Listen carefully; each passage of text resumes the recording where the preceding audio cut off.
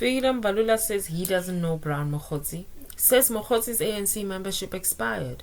Says he got an SMS from Mogotsi but he didn't respond to it.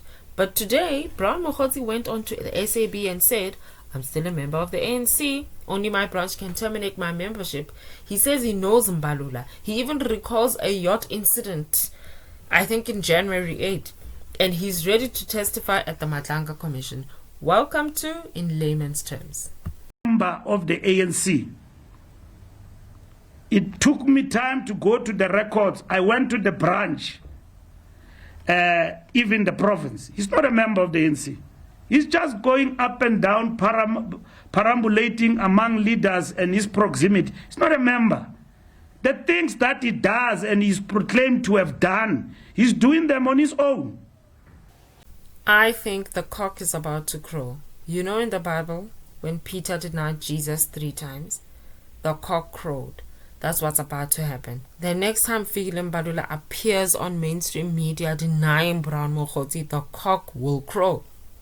I've seen those communications and the utterances by the Secretary General. But let me confirm something to you. I'm a member of the ANC in good standing. I have also, attempted to send you some proof that my membership only expires at the end of October.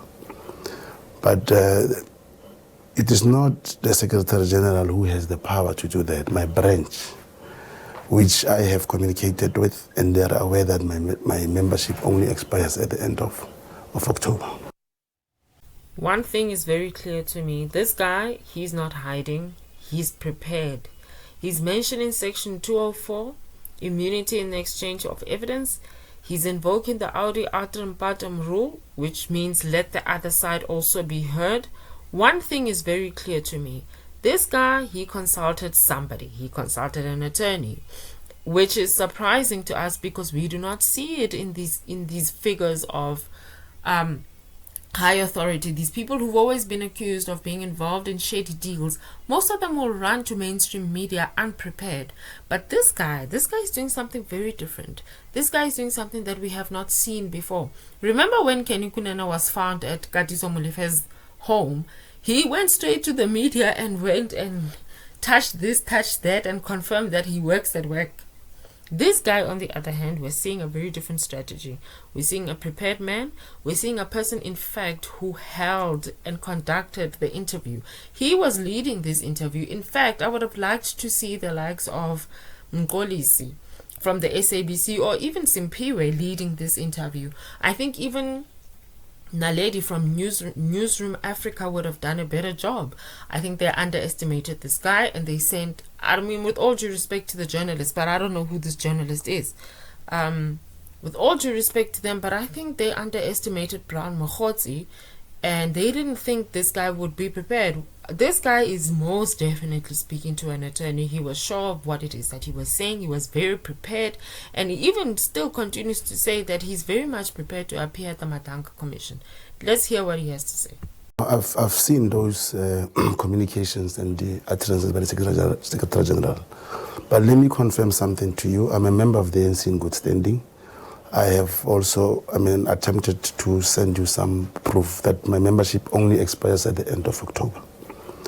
But it is not the Secretary General who has the power to do that. My branch, which I have communicated with, and they are aware that my membership only expires at the end of October.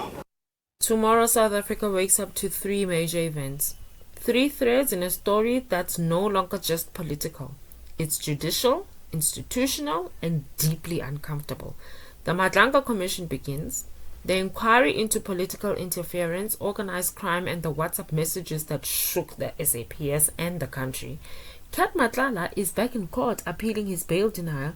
Katiso Molefe was actually in court today, quietly so. His bail was heard. There was no coverage, essentially. There was no headlines. Nobody is speaking about this, and this appearance actually took almost the whole day. If you were following it, you saw that this thing took the whole day. At the same time, Parliament launches its ad hoc committee. The first witness is said to be Madlanga Commission.